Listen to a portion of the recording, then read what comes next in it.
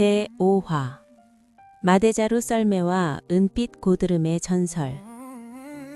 여러분 기억하시나요? 겨울이 오면 여러분은 무엇이 가장 먼저 떠오르시나요? 요즘 아이들은 스마트폰 게임이나 따뜻한 실내 놀이터를 찾겠지만 1970년대 금오동 산동네를 살았던 우리에게 겨울은 온 동네가 거대한 놀이공원으로 변하는 마법 같은 계절이었습니다. 겨울 아침, 눈을 떴을 때 세상이 온통 하얗게 변해 있으면 가슴이 콩닥거리던 그 기분을요. 눈이 온 뒤 기온이 뚝 떨어져 세상이 꽁꽁 얼어붙으면 어른들은 걱정부터 하셨습니다. 에이구, 이제 저 가파른 고개를 어떻게 넘나? 승용차도 못 올라오겠네 하시며 한숨을 내쉬곤 하셨지요. 지금처럼 번듯한 장난감 하나 없었어도 우리는 심심할 틈이 없었죠. 눈이 오면 눈이 오는 대로, 얼음이 얼면 얼음이 어는 대로 세상 모든 것이 우리의 보물이었으니까요. 오늘은 리어카도 못 올라가던 가파른 빙판길을 마대자루 하나로 정복하고 처마 및 고드름으로 세상을 구하던 영웅이었던 우리들의 그 시절 이야기를 들려드리려 합니다. 이야기 속으로 깊이 들어가기 전 내 인생 드라마 채널 구독과 좋아요를 꼭 눌러주세요. 여러분이 눌러주시는 클릭 한 번이 제 소중한 기억들을 기록하는 가장 큰 원동력이 됩니다. 1970년대 금오동의 겨울은 유난히도 혹독하고 길었습니다. 밤새 눈이 내리고 난 뒤 새벽 찬바람에 길이 꽝꽝 얼어붙으면 가파른 골목길은 거대한 은빛 얼음 미끄럼틀로 변해버렸지요. 잠에서 깨자마자 성에 낀 차가운 유리창을 손가락 끝으로 박박 닦아내며 밖을 살핍니다. 야, 얼었다! 누군가의 외침이 골목에 울려 퍼지면 우리는 약속이라도 한 듯 집안 구석구석을 뒤졌습니다. 쌀을 담았던 누런 마대자루, 혹은 비료를 담았던 질긴 비닐 포대. 그게 없으면 비료 포대 속에 신문지를 두툼하게 채워 넣어 쿠션을 만들기도 했지요. 그것이 우리에겐 그 어떤 비싼 썰매보다 훌륭한 슈퍼카였습니다. 마대자루 하나를 옆구리에 끼고 고갯마루로 달려가는 발걸음은 추위조차 잊을 만큼 가벼웠습니다. 고갯마루에 올라서면 이미 동네 아이들이 긴 줄을 서 있습니다. 쌩쌩 부는 칼바람에 코끝은 루돌프처럼 빨개지고 귀는 떨어져 나갈 때 치렸지만 누구 하나 춥다고 집으로 들어가는 법이 없었습니다.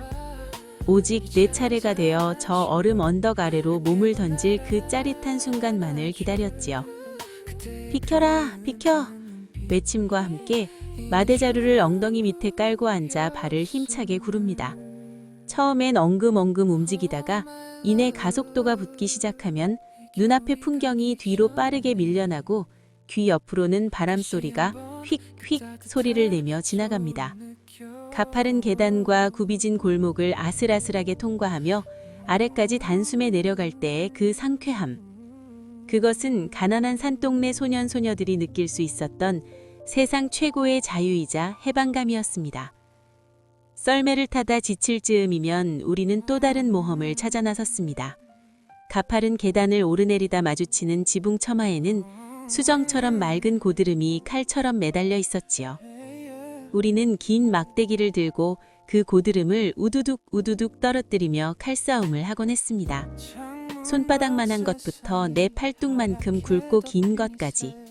그 차가운 고드름 한 자루면 우리는 세상을 구하는 무적의 장군이 된 기분이었습니다. 입김을 호호 불며 고드름 끝을 날카롭게 갈기도 하고 갈증이 나면 얼음사탕처럼 아작아작 깨물어 먹기도 했지요. 집으로 돌아오다 눈이 소복히 쌓인 털을 발견하면 또 다른 놀이가 시작됩니다.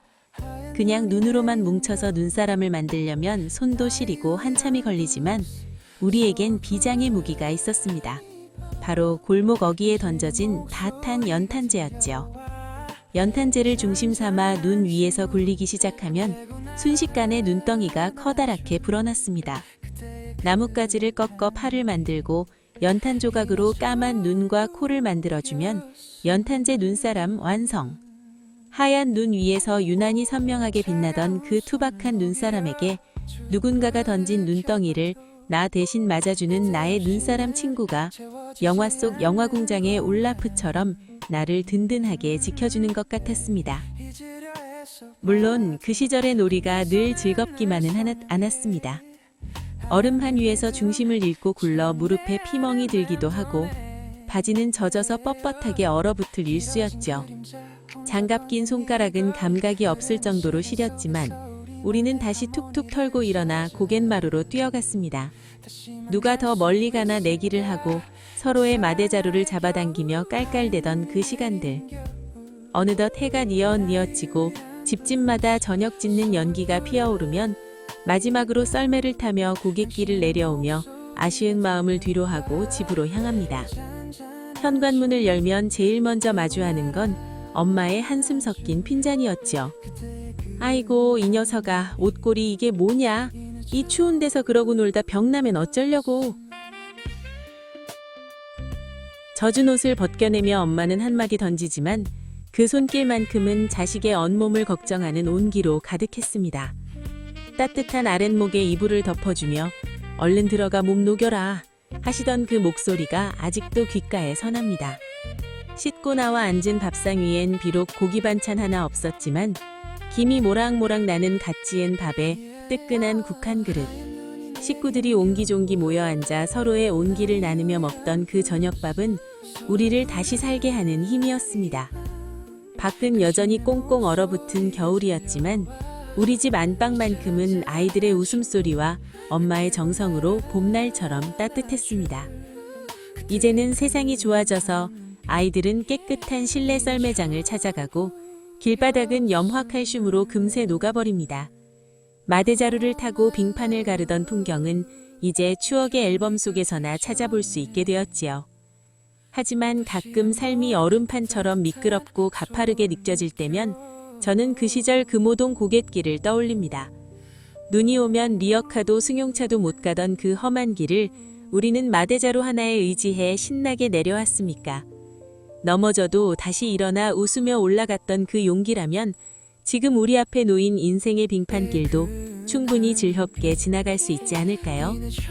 젖은 옷을 입고 돌아온 자식을 따뜻하게 맞아주던 엄마의 밥상처럼 오늘 고단한 하루를 보낸 여러분의 마음에도 따뜻한 위로가 전해지길 바랍니다. 여러분의 기억 속 가장 즐거웠던 겨울놀이는 무엇이었나요? 댓글로 여러분의 인생 드라마를 들려주세요. 오늘도 긴 추억 여행을 함께 해주셔서 진심으로 감사합니다. 늘 건강하고 따뜻하세요.